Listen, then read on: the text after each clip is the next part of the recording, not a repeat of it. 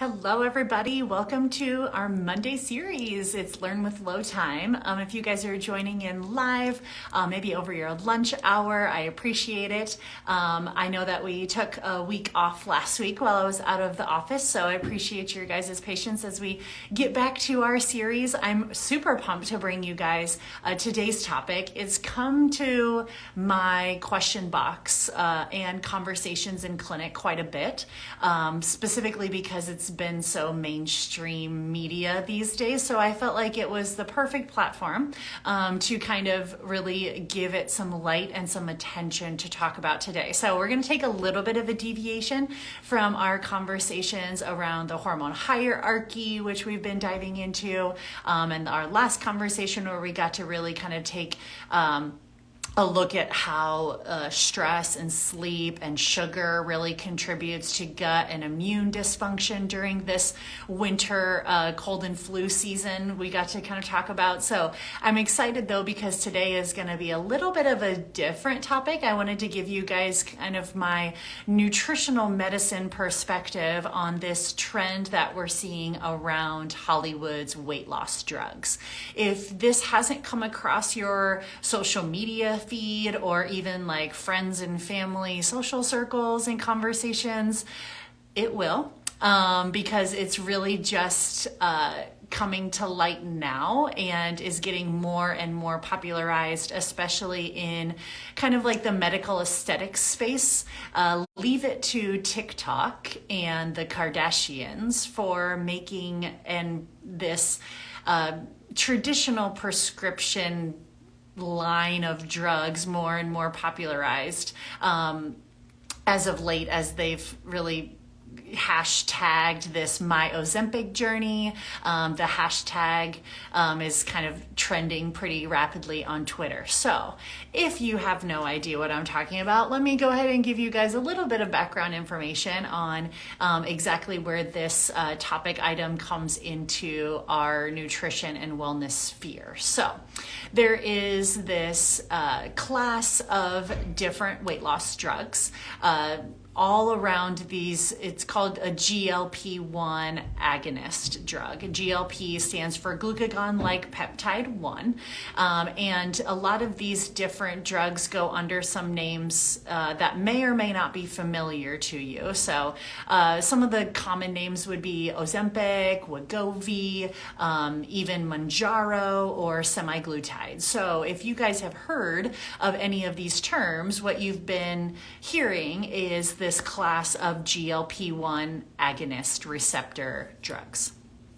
These drugs were originally approved for the use of managing blood sugar and insulin sensitivity in type 2 diabetics. Shocker, right? And we also found that they have a welcomed side effect of also assisting in weight loss. So imagine that. If you guys have been around Learn with Low or around the lowdown on fitness in general for a while, you know that I am big on blood sugar balance. I talk about blood sugar balance quite frequently as a means of helping individuals not just manage their metabolic health and chronic disease risk, but also to help people manage their body composition. So not surprising that we see a welcomed side effect of weight loss when we help people manage and balance their blood sugars. This just happens to be under kind of the pharmaceutical category of assistance with that versus more of kind of call it the natural focus of modifying certain nutrition and lifestyle interventions to manage blood sugar. It's under the pharmaceutical umbrella of helping us do the same thing. So because of this, GLP-1 class of drugs, again, what I'm referring to are names that may sound familiar to you if you come across things like Ozempic, Mounjaro, Wegovy, or Semaglutide. If any of those terms have come into your sphere, that's exactly what I'm talking about today. So we're going to kind of identify what is the mechanism of action, like how do these drugs work? What types of benefits do they have? What people are great candidates for it? What are maybe some of the potential side effects of this drug? Have these drugs been used correctly or incorrectly, what is the best way to kind of use these, and what is my professional take on where these types of pharmaceutical interventions may have a place, and also what's kind of the future of using them in the nutritional medicine space. So first things first, again, all of these prescription weight loss drugs were kind of popularized because of some social media trends that have been going around right now. And because of that, different doctors, pharmacists, even nurse practitioners, and also even some like med spas have been able to get their hands on this prescription medication and use and market it for people around quick, rapid weight loss. So this GLP-1 class of drugs, these GLP-1 agonists, do assist in weight loss. Again, they were originally approved and utilized in more of a type 2 diabetes space. So what is the mechanism of action of these GLP-1 agonists? First and foremost, it increases insulin sensitivity. Insulin sensitivity relates to our overall blood sugar balance. We know that insulin, being a hormone that's secreted from our pancreas, does a really good job at helping our body handle meals, right? So when we eat a meal, not just carbohydrates, but even proteins secrete insulin, as well as carbohydrates. So when we eat a meal, our body has a natural rise in blood sugar, and insulin's job is to help take that food that we just ate and get that energy from our food inside our cells where our cells can use it, right? So insulin is a very important hormone. We don't want to just not have any insulin around, but too much insulin around does contribute to fat storage, downstream metabolic health issues like insulin resistance, cardiovascular disease, type 2 diabetes, all of that, right? So somebody that is struggling with blood sugar imbalances or insulin resistance, use these types of drugs to help increase insulin receptor sensitivity. Therefore, the body doesn't need to secrete as much insulin to take care of the same meal. Very helpful for type 2 diabetics to help lower their overall blood sugars and help lower their overall insulin levels, right? So these GLP-1 agonists help improve insulin sensitivity. The secondary act that they have on it, on specifically for weight loss as well, is it slows gastric emptying. Meaning when we eat and food goes into our stomach, our body's job is to churn mechanical and chemical digestion of that food to break it down into individual components that our small intestine can then absorb for energy, right? So if we can slow gastric emptying, what happens is the food sits in the stomach longer, therefore you're not as hungry.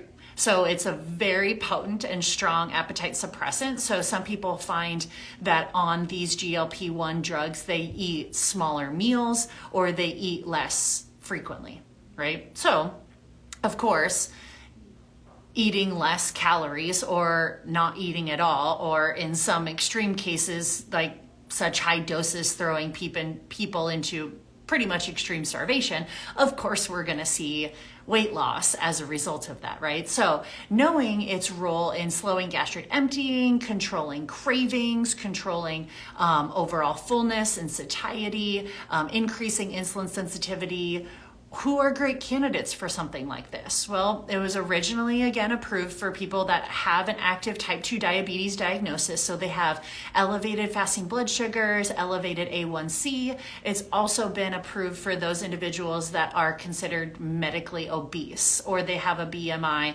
above 30. BMI standing for body mass index. It's just a ratio of your height to your weight.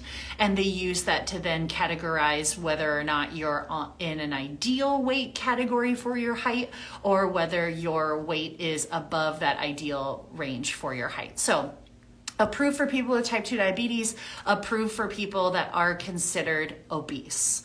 So more recently though, like I said, we've had more and more doctors, more physicians, and more even like med spas starting to see this as a trend, right? And they want to hop on that trend, not only to help their patients with well intentions, but also some people hopping on this with not so great intentions and using it more as a get rich quick type scheme because they know people are seeing it on social media and they're going to doctors and practitioners, they're going wherever they can to find it, especially if their doctor won't give them a prescription for it because they don't qualify as a type 2 diabetic or they don't qualify as someone that is obese, but yet they want kind of a quick fix weight loss drug.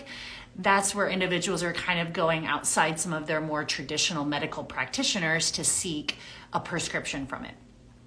Because most people that are kind of in it from a sense of using it as kind of like a boutique drug, I guess is what a lot of individuals are calling it, it does not tend to be covered then by insurance. So do expect that this might be spendy if you're getting this outside of the insurance umbrella. Some people paying upwards of, I mean, I've seen some advertisements of different people talking about $800 to $1,400 a month for a supply of things like a semaglutide, because it's not, again, covered under insurance, so people are paying out of pocket for it, right?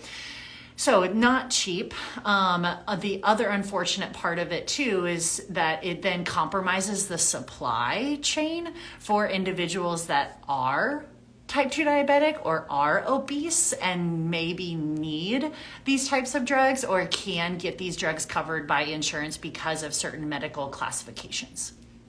So that's really what these weight loss drugs are. So again, if you've been anywhere in that health, wellness, nutrition, social media sphere, you followed kind of the up and coming celebrity trends that are happening in the beauty industry, no doubt you've probably come across some of these names like hashtag Ozempic, hashtag Mounjaro, hashtag Semaglutide, or you've even seen different advertisements for places running specials for semaglutide injections because it is a weekly injectable. And because of that, again, we're getting broader and broader scopes. This isn't just happening under a physician's umbrella anymore. This isn't just happening under the direction of a doctor and patient relationship. This is kind of getting into, again, more of the aesthetics and easily accessible drugs, but still under something that is a potent pharmaceutical intervention. And we want to make sure that we understand the pros and the cons,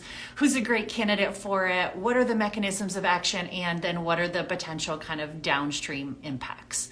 So originally, again, meant for type 2 diabetics, we recognized, wow, it also helps with weight loss. So we started to also branch into helping individuals who are under the pressure to need to lose significant amounts of weight to use it.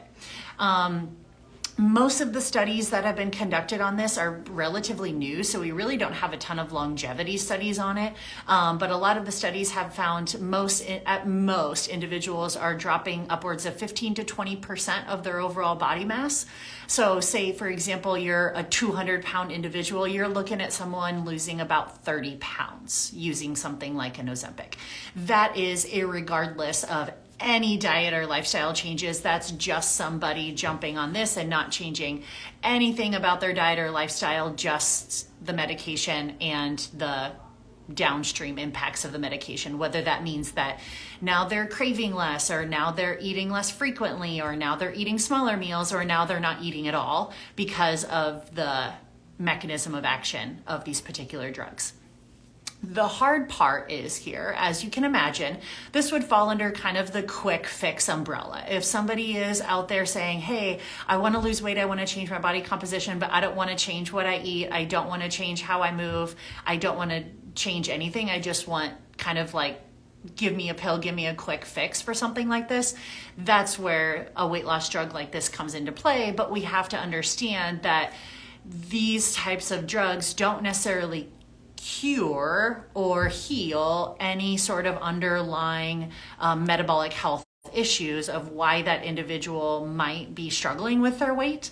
It doesn't cure or heal any sort of long-term insulin sensitivity, because once you stop something like an Ozempic or a Mounjaro, if you have not changed diet or lifestyle or exercise in that process, you regain the weight, right? So most of the studies that I came across kind of found that most individuals about a year after stopping one of these and not changing anything diet and lifestyle related gain back 2/3 of the weight that they lost. So it really is kind of very similar to any of the different kind of like quick fix diet strategies. We all know we start a diet. Look at me, I lost 10 pounds in 10 days. And then the second that we stop said diet and go back to eating the way that we did, we regain all the weight back with interest. So that's a process that we call metabolic adaptation. It happens with everything. I mean, even look at The Biggest Loser, right? A lot of us have followed those types of journeys before where these people go on these really significant weight loss journeys. But then the second that they're put back into the same environment that created those habits, they regain it all with interest because they haven't really learned, how do I fit this into a lifestyle strategy for me forever. So that's probably one of the biggest side effects is the fact that it's not necessarily changing metabolic health. It's acting a little bit more as like a Band-Aid solution. So if that individual isn't also seeking like and actively pursuing diet and nutritional and lifestyle changes at the same time, the second that they would stop that, it doesn't really give them much of an exit strategy. They're kind of just stuck on this medication forever if they want to be able to maintain that weight loss. So that's kind of downside number one, right? Downside number two is there is some serious side effects associated with this. I would say that a lot of these are very dose dependent, which is why we get worried about these types of drugs getting outside of that physician-based umbrella and not having these being prescribed in a close, like, doctor, patient, I'm monitoring symptoms and signs and dosage. So if it's one of those where it's just like, hey, here you go, here's your semaglutide, set it, forget it, you don't see that person again, which is kind of what's happening in a lot of the med spas and boutiques type situations. Individuals are getting started on a very high dose. And they're getting put on the max dose instead of like this start low, go slow, let's find that sweet spot. It doesn't really happen that way because people are like, get me skinny tomorrow, and they're willing to pay for it, which is why individuals then tend to have some of these more pretty serious downstream side effects. So some of the potential side effects include nausea, vomiting, also things like dizziness, acid reflux, constipation, gastroparesis, biliary duct blockages. All of these really just going back to the fact that we know with this pharmaceutical drug, you're essentially paralyzing the digestive system. That's what you're doing, right? We're stalling digestion. And a stagnant body isn't really a happily functioning body. An optimally functioning metabolism and digestive pattern is moving and grooving, right? Coming in, going out, coming in, going out, and our body really likes to keep things moving. Stagnancy really promotes a lot of disease states when things are just stalled and stuck. So we tend to see a lot of issues with like the hepatic, which is your liver, hepatic and gallbladder function. Individuals can get some blockages and calcifications in there because it's just not moving. Also, again, just gastroparesis in general is like a stalling of the smooth muscle contraction that happens, which can also then contribute to things like acid reflux. If the dose is too big and that individual is just like not eating at all because it's such a potent appetite suppressant, we get bouts of things like hypoglycemia, which is where the nausea and the vomiting and the dizziness come from. So what we don't want here is, like I said, such a heavy dose that individuals just are not eating. And if you even do a Google search of things like semaglutide or Ozempic, like you'll hear and see some pretty drastic stories out there of individuals that have had some very negative consequences of utilizing these because, again, I just don't feel like maybe they were monitored appropriately. Maybe they weren't a really great candidate for it, but they got their hands on it anyway. And they also weren't being monitored by a physician or working with a nutritionist while they were on it to really understand how do I use this maybe to my advantage, but I'm also understanding how am I building nutrition and lifestyle habit change at the same time so that I have a future exit strategy from this particular prescription. So now that we've kind of covered what is it, right? We have this class of GLP-1 agonists. They go under names like Semaglutide, Ozempic, Wegovy, Mounjaro. Originally were approved for type 2 diabetics. We saw that they had downstream happy side effects of also weight loss, and they promote weight loss by improving insulin sensitivity, slowing gastric emptying, and decreasing appetite. So individuals that, again, are obese or are type 2 diabetics can be great candidates for this, but also when we get outside of that like physician directed jurisdiction and we're getting individuals in more of like a boutique setting, just handing this stuff out like candy to anybody that's willing to pay for it and starting on these mega doses can have some pretty drastic side effects and some unintentional consequences that individuals really then struggle with to either get off of it or struggle rebounding from it without regaining a bunch of weight and kind of being in a worse state than which they started. So having that background, my take on it is that I feel like there is a middle ground, right? You guys, if you guys have been around the Lowdown on a while, you guys know that I don't tend to take extreme views because the extremes is usually where disaster happens.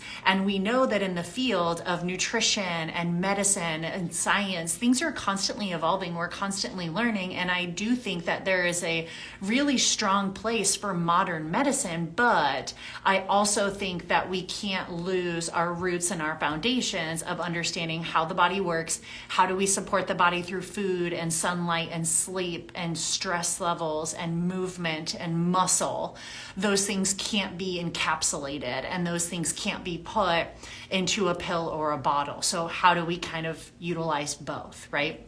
So even working here at Renew, we utilize things like semaglutide with patients. There is no problem with that as long as we are using that with the right candidates and we have the right conversations with people of letting them know, hey, this is the dose that we're going to start you on. It's a start low, go slow scenario. We're going to find a sweet spot, but also we want you eating at regular intervals throughout the day. We want your energy levels high enough, and we would encourage you to be working with Lauryn, our nutritionist, throughout this to be developing and changing diet and lifestyle habits that you've gotten yourself into over the years so that we have an exit strategy for being able to maintain weight loss following utilizing this. So the right candidate, I think, again, someone has the opportunity to kind of utilize tools to help them combat some long-time obesity or deep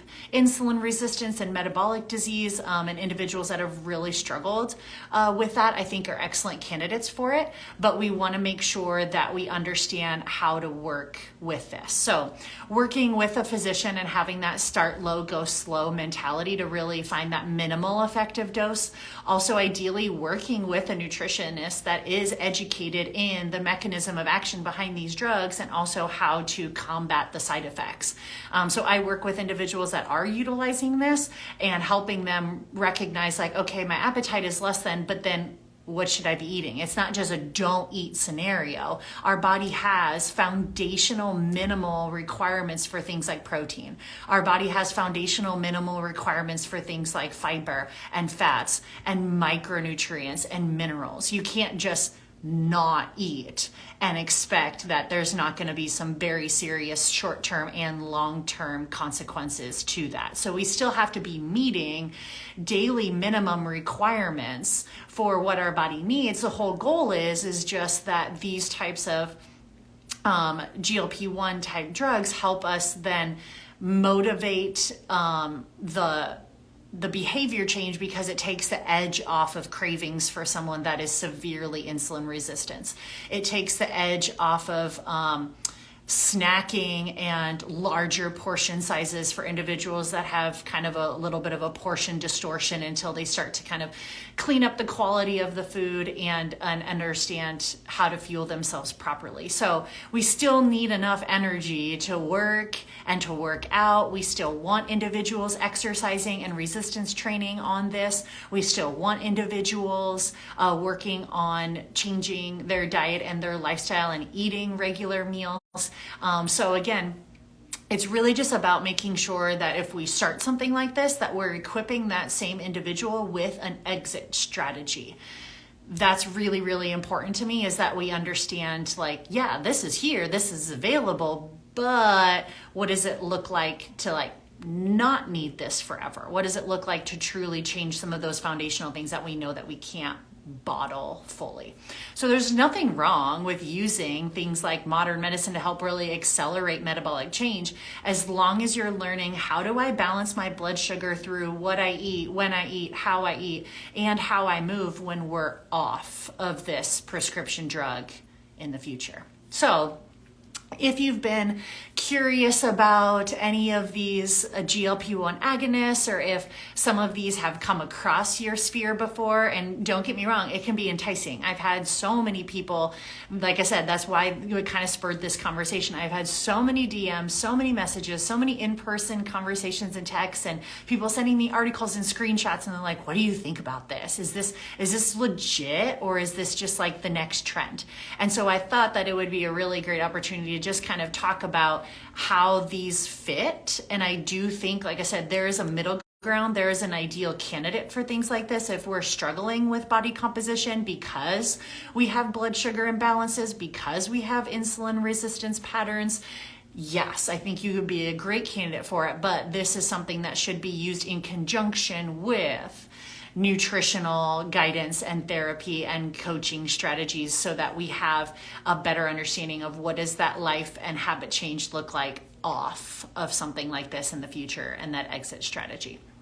So if it's come across your sphere and you've kind of been curious about it, I think that there's kind of, like I said, an ideal candidate for it, but it should always be used in conjunction with nutritional therapy, so that we have that good kind of double-headed and double-sided monster. So if you are someone that's been looking for or curious about these types of things, please don't hesitate to reach out. Happy to kind of, like I said, field questions, point you in the right direction of our practitioners here at Renew that can help you with that. But we want to make sure that we have overall a really great understanding of where they belong, and also how we want to maximize the foundational pieces to be able to transition off of those and maintain our overall weight loss that we achieved as well. So if this is something, like I said, that's of interest to you, don't hesitate to reach out with more questions in the future. Be on the lookout for more episodes of Learn with Lo, or even some follow-up content to this, as I'm sure it will just be becoming more and more popular and more mainstream, and wanting to make sure that, again, everybody has all of the information so that you can make the best decision for yourself and your overall goals with the help of experts. So hopefully you enjoy your Monday. Now you guys are all going to go out there and be little Google machines and start to really dive in to this category if you haven't come across it already. And if you have any follow-up questions to your findings, I'm super excited to hear from you guys, and happy to field additional conversations in the future. So be on the lookout for Learn with Lo on our Mondays, and we'll see you guys again next week.